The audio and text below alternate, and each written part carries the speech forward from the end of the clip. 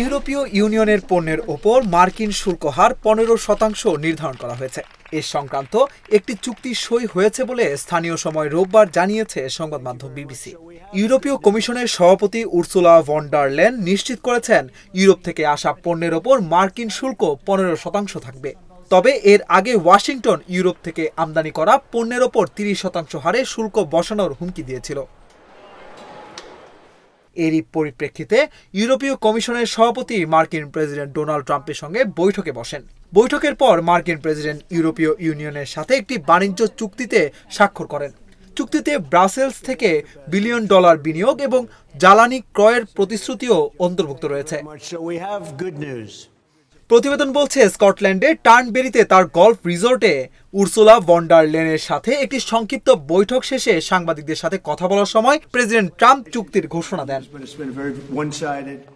তিনি বলেন, আমরা একটি চুক্তিতে পৌঁছেছি। এটি সকলের জন্য একটি ভালো চুক্তি। এটি আমাদের আরও কাছাকাছি নিয়ে আসবে। এটি এক অর্থে একটি অংশীদারত্ব। ইউর প্রধান উর্সুলা ভন ডার লেয়েন এটিকে বিশাল চুক্তি হিসেবেও প্রশংসা করেন।